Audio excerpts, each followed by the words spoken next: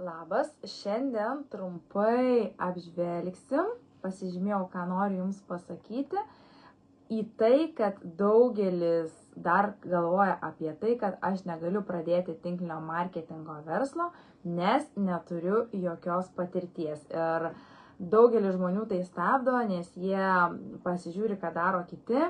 Ir labai dažnai sako, aš tai taip nesugebėčiau, aš tai taip negalėčiau, aš tai taip nemokėčiau ir pasidaro savo tokį kaip ir atbaidymą būtent nuo šio verslo modelio, nuo tinklinio marketingo sferos, kurioje jie tikrai galėtų besimokydami save su laiku realizuoti.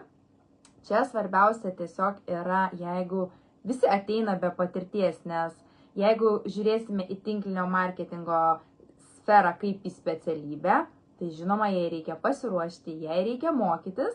Tik čia yra vienas skirtumas nuo kažkokio kito mokymosi, kad čia tu jau darydamas mokaisi. Nes jeigu tu tik tais domėsiesi, skaitysi labai daug teorijos, bet praktiškai nieko nebandysi pritaikyti, tai tu nelabai įgysi tos patirties ir nelabai išmoksi, kaip elgtis būtent šioje sferoje. Labai paprastas pavyzdys, įsivaizduokime, kad mokymai yra viena koja, o praktika yra kita koja. Ir norint stabiliai keliauti, mes turime ir mokytis, ir žinias pritaikyti. Ir mokytis, ir žinias pritaikyti.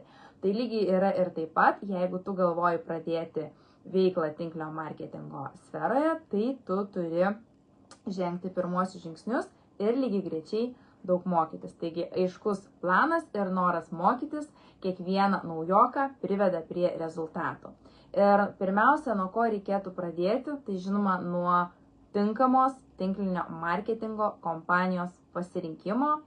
Čia rekomenduoju tau atsižvelgti jau prieš registraciją į marketingo planą, kad tau papasakotų, koks yra produktų asortimentas, nes yra labai svarbu, jeigu tau tie produktai nepatiks, tu tikrai negalėsi pasiekti gerų rezultatų, nes pagrindas visako visgi yra produktas.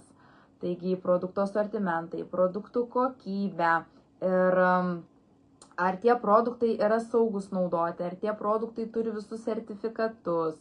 Taipogi labai svarbu atsižvelgti, kiek metų ta kompanija veikia ir nerekomenduočiau netgi rinktis kompanijos, jeigu jinai yra mažiau negu 5 metus rinkoje, nes tiek iš verslo pusės, tiek iš verslo perspektyvos tikriausiai esate girdėję, kad pirmi 5 metai yra tokie kaip testavimosi, kaip bandymuose, ar įsitvirtinsi rinkoje, ar neįsitvirtinsi rinkoje.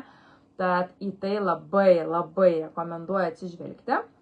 Iš savo pusės noriu pasakyti, kad kompanija, kurioje aš dirbu, atitinka visus šiuos reikalavimus, nes yra labai platus produkto asortimentas, aiškus ir skaidrus marketingo planas, bei kompanija turi visus reikiamus sertifikatus. Kitas dalykas labai svarbu, kai tu registruojasi į kompaniją, registruotis pas kažkokį tais žmogų, o ne pačiam nueiti į tinklapį ir susiradus tą kompaniją ir užsiregistruoti, nes tada tu lieki kaip ir vienas ir nežinai nei kur pasiklausti informacijos, nei sulaukti tos pagalbos.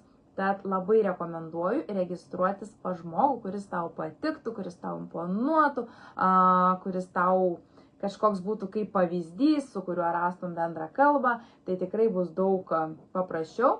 Taigi, užsiregistravus, žinoma, tu įsigyji startinį rinkinį ir jau turi savo darbo įrankį, nuo kurio gali pradėti startuoti.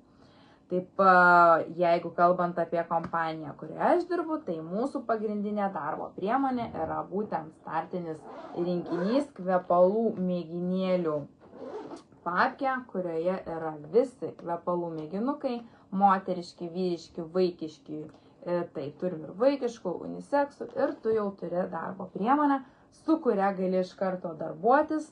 Taip pat iš karto susipažink su puslapių kompanijos, kaip veikia ta visa sistema, būtinai mokymų kanalai, būtinai susipažink su prekio sortimentu, su katalogais, žodžiu, kad gautum visą prieigą prie visos reikiamos informacijos.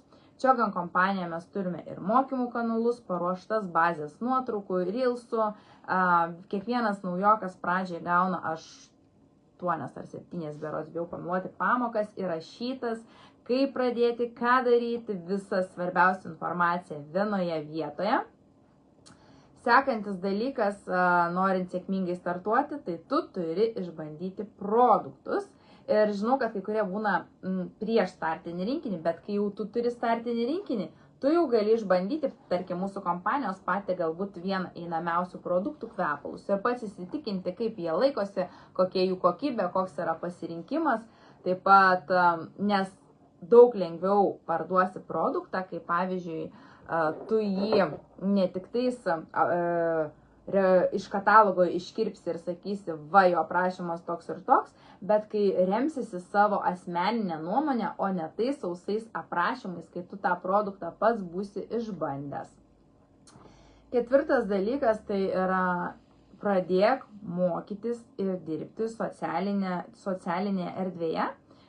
Kažkada, kai nebuvo jos, tai žinoma, visi tinklinio marketingo atstovai dirbdavo gyvai ir tai tikrai nebuvo taip lengva, nes reikėdavo susirasti klientų iš gatvės, iš grožio salonų, iš pažįstamų per pažįstamus ir panašiai. Žinoma, tą galima taikyti ir šiandieną, bet taipogi turim dar vieną labai gerą įrankį, kuris palengvina tinklinio marketingo darbą, tai būtent socialiniai tinklai. Tai pradžiai rekomenduojama, žinoma, naudoti storius ir postus.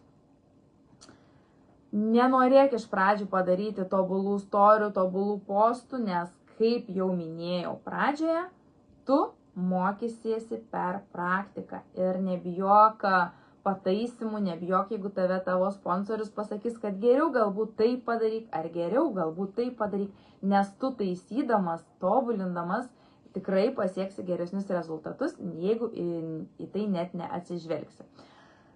Tarkim ar ne, tai būtinai naudokis mentorystę, tai yra visa bendrystė, visa bendruomenė, visų palaikymų ir bendrauk su savo sponsoriumi, tai yra žmogus, kuris tave užregistravo. Jeigu nori turėti gerus rezultatus tinklinio marketingo versle, nebandyk išrasti vienas kažkokio dviračio, negalvo, kad aš čia vienas viską darysiu kitaip ir man tikrai geriau paeis, yra sistemos, yra bazės, yra mokymai, yra viskas pagal praktiką. Tai tu gali remtis tą visą mentorystę, tą visą bendrystę ir, sakau, neišfantazuok kažkokių naujų būdų, jeigu jau yra būdai, kurie veikia. Kitas labai svarbus dalykas, tik pradėjus šitą verslą, tai yra nuoseklumas ir disciplina, nes daugelis galvoja, kad įmesiu į mėnesį vieną postą, į savaitę vieną story ir man čia viskas plauks užsakymai, plauks komandos nariai, tai tikrai taip nebus. Reikia skirti kiekvieną dieną bent po truputėlį. Geriau neturėti nulinės dienos, kai tu nieko nepadarai, bet geriau turėti dieną, kai tu nors truputį kažką padarai. Tai į dieną skirti bent pusę valandos, tai tikrai kiekvienas gali, ypatingai naujokas, kuris pradėjęs šitą verslą, tiek laiko skirti tikrai gali. Ir svarbiausias, dar vienas iš paskutinių patarimų, norintiems naujokams gerai startuoti šioje sferoje, tai yra nekalbėk, o rodyk. Ir pavyzdžiui, ne tai, kad labai geras produktas, bet rodyk, kaip tu jį naudoji, kokie yra rezultatai.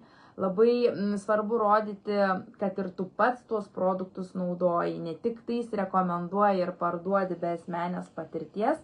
Taip pat labai išties gerai veikia, jeigu, tarkim, kažkokį valiklį ar ne, mes rodom tai rezultatai prieš ir po, ar kolageno kaip atsistato, ar kaip plaukus mes atstatom.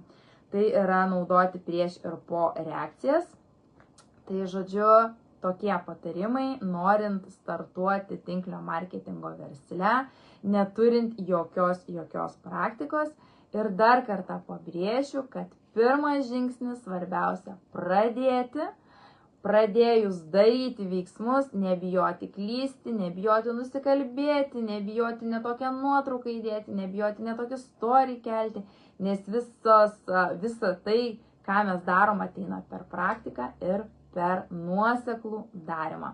Tad labai linkiu tau, jeigu nori pradėti, bet dar kažkaip abejoji, tai drąsiai ženk į šitą sferą, sulauksi, jeigu rasi tinkamą žmogų, sulauksi palaikymo, mokymų, visos bendrystės. Na, o jeigu dar turi kažkokių klausimų, tai drąsiai klausk, aš mielai atsakysiu, pasidalinsiu patirtimi.